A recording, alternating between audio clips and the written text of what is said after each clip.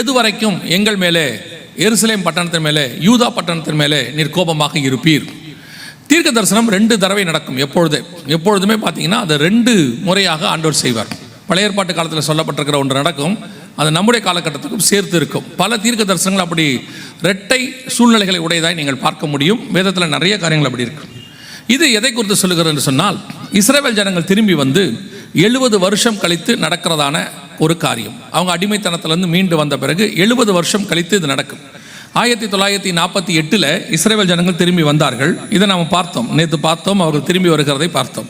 இந்த இஸ்ரவேல் ஜனங்கள் திரும்பி வரக்கூடிய 1948 70 வருஷம் நீங்கள் கணக்கு பண்ணினா 2018. இந்த 2018க்கு பிறகு நான் சொல்லுகிறதெல்லாம் வேதத்தில் உள்ளதான கணக்கு. இது நம் கண்களுக்கு முன்பாக நடைபெற்று கொண்டிருக்கிறது. சரியாக 70 வருஷம். ஏன் அந்த வசனத்தில் எருசலேமின் மேலும் யூதா பட்டணத்தின் மேலும் என்று சொல்லி வருகிறது என்று சொன்னால், நீங்கள் சரித்திரத்தை அறிந்திருக்கிறபடி நம்முடைய காலகட்டத்தில் 2018 தான் எருசலேம் தலைநகராக மாறினது.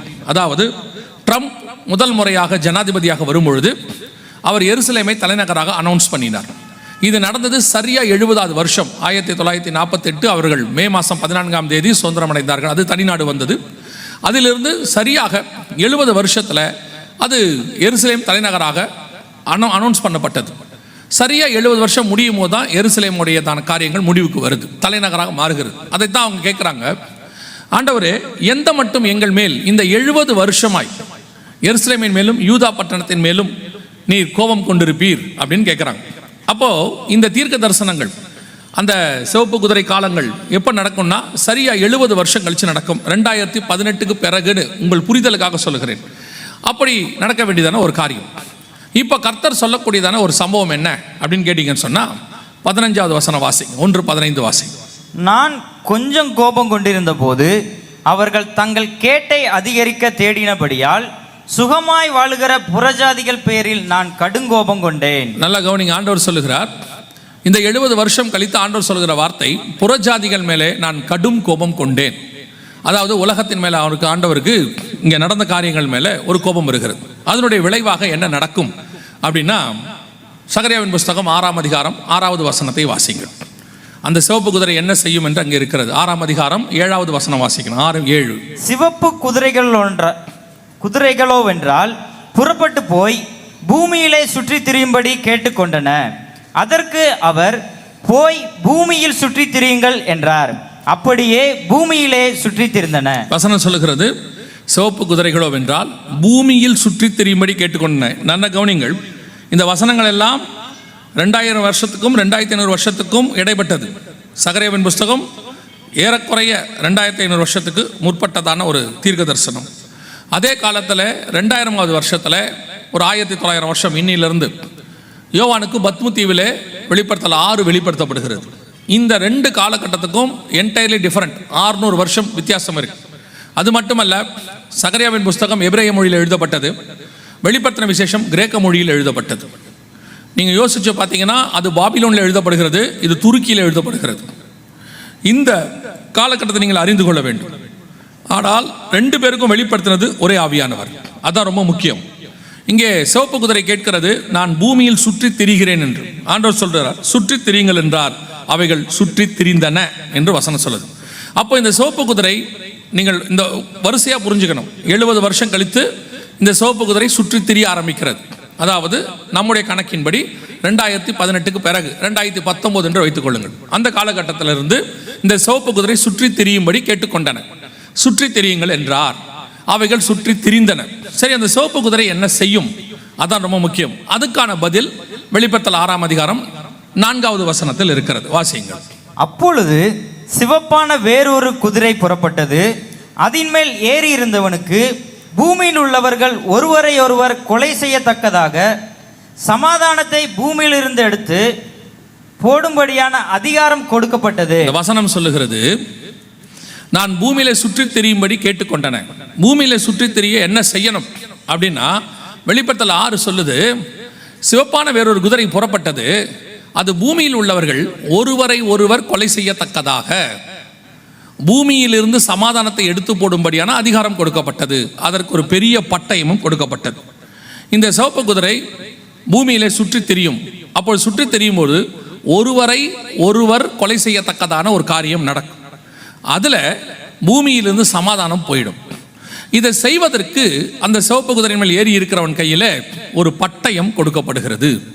அப்படியானால் அந்த பட்டயம், அந்த தூதன் கையில் ஒரு பட்டயம் கொடுக்கப்படுகிறது. அந்த பட்டயத்துக்கு என்ன அர்த்தம்? இதெல்லாம் நீங்கள் அந்த காரியத்தை புரிஞ்சுக்கிட்டீங்கன்னா இதெல்லாம் நம்ம காலத்தில் நடந்ததான ஒரு சம்பவம் உங்களுக்கு எளிதாக புரியும். இப்போ வாசிங்க, ஒரு தூதன் கையில் பட்டயம் இருந்தால் அங்கே என்ன வரும்? வாசிங்க, 1 நாளாகமத்தின் புஸ்தகம் 21ஆம் அதிகாரம் 12வது வசனம் வாசிங்க.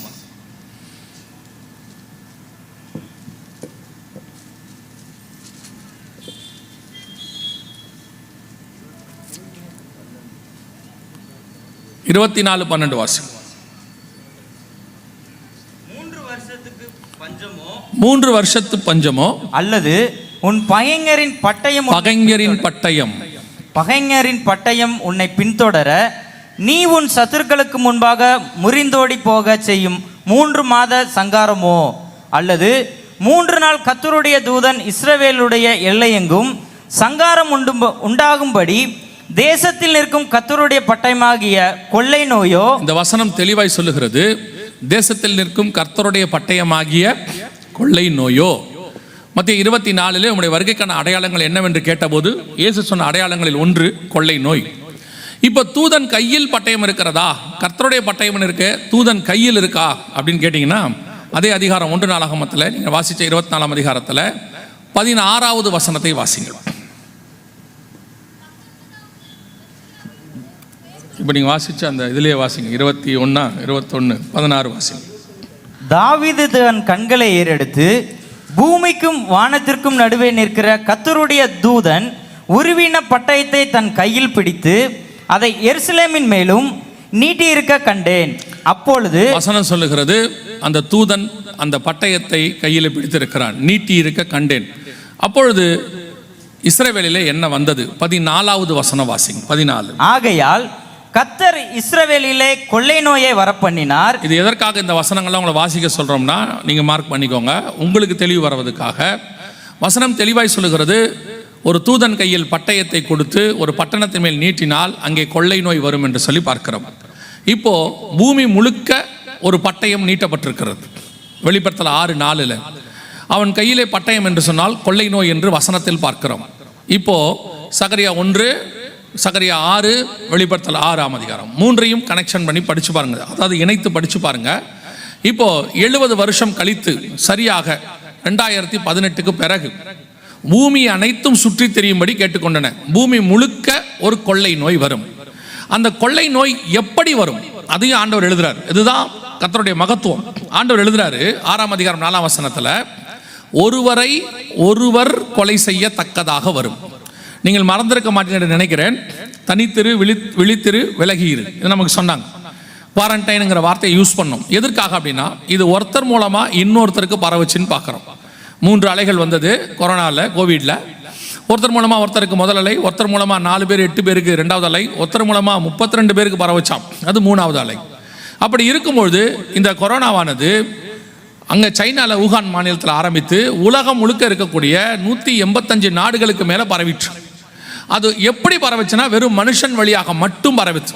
வேற எதனாலையும், தண்ணியாலேயோ காத்துனாலேயோ பரவாம வெறும் மனுஷன் வழியாக மட்டும். ஒரு குறிப்பிட்ட டிஸ்டன்ஸ்குள் தாண்டி மனுஷன் நின்றுட்டானா அவன வழியாக பரவாது. அதனால தான் நம்மளை இத்தனை அடி தள்ளி நில்லுங்க அப்படின்னு சொன்னாங்க. ஒருவரை ஒருவர் கொலை செய்யத்தக்கதாக பூமியில் உள்ளவர்கள், அதான் ரொம்ப முக்கியம். அந்த 6ஆம் அதிகாரம் 4ஆம் வசனம் வெளிப்படுத்தல் சொல்லுது, பூமியில் உள்ளவர்கள். சகரியாவின் புஸ்தகம் 6:7 வாசிச்சோம், பூமி முழுக்க சுற்றி தெரியும்படி கேட்டுக்கொண்டன. இது எப்போ நடக்கும்? இஸ்ரவேல் ஜனங்கள் வந்ததுலேருந்து 70 வருஷம் கழிச்சு நடக்கும். இப்போ இதை எல்லாத்தையும் இணைச்சு படிச்சு பாருங்க. இயேசு ஒரே வார்த்தையில் சொன்னார், நான் வருவதற்கு முன்பதாக ஒரு அடையாளம் இருக்கு, அது கொள்ளை நோய் அப்படின்னாரு. அந்த கொள்ளை நோய்களை குறித்து பார்க்கும் பொழுது சரியாக 70 வருஷம் கழிச்சு 2019 ஒரு கொள்ளை நோய் ஆரம்பித்தது. இந்த கொள்ளை நோயானது பூமி முழுக்க பரவிற்று, ஒருவரை ஒருவர் கொலை செய்யத்தக்கதாக வந்துச்சு. அது மட்டுமல்ல, பூமியில் இருக்கிற அத்தனை பேருக்கும் இது வந்தது. போன இடத்துல எல்லாம் மரணம். 2 தீவுகளை தவிர அத்தனை இடத்துக்கும் மரணம் வந்ததாக பார்க்கிறோம். ஸோ 6ஆம் அதிகாரம் 4ஆம் வசனத்தில் சொல்லப்பட்டதான சிவப்பு குதிரையின் காலம் சகரியாவின் புஸ்தகத்தில் சொல்லப்பட்டது நம்முடைய காலத்தில் மிக தெளிவாக 100% அப்படியே நிறைவேறிற்று. இதை விட பெரிய அதில் ரொம்ப விசேஷமான ஒரு விஷயம் கவனிச்சிங்கன்னா, கொரோனாவுடையதான எமர்ஜென்சி பீரியட்னு சொல்லுவாங்க, அதாவது அவசர கால நிலை அப்படின்னு சொல்லுவாங்க. அது எப்போத்துலேருந்து எப்போ வரைக்கும் அப்படின்னு பார்த்தீங்கன்னா, இது WHO கொடுத்ததான ரிப்போர்ட். இந்த ரிப்போர்ட்டில் நல்லா கவனித்து பார்த்தீங்கன்னா அவங்க எப்போத்துலேருந்து எப்போ கொடுத்துருக்குறாங்க, 2019 டிசம்பர் மாதத்துலேருந்து 2023 மே மாதம் வரைக்கும் அப்படின்னு இருக்கு. சரியா ஏன் இந்த மாதிரி நீங்கள் ஒரு வருஷ கணக்கை ஏன் சொல்கிறீங்க அப்படின்னு பார்த்தா, சரியா 3 வருஷம் 6 மாதம் 2019 டிசம்பர்லேருந்து 2023 மே மாதம் வரைக்கும் 3 வருஷம் 6 மாதம். நம்முடைய கொஞ்சம் பேச்சு வழக்கில் சொன்னோம்னா 3.5 வருஷம். இந்த 3.5 வருஷ கணக்கு என்பது நீங்கள் எல்லோரும் அறிந்திருக்கிறபடி வேதாகமத்தில் கர்த்தர் வாதையை கொண்டு வரும் பொழுதோ அல்லது மிக முக்கியமான காரியத்தை செய்யும் போதோ 3.5 வருஷம் இருக்கும். பனியும் மழையும் பெய்யாதபடிக்கு 3.5 வருஷம்.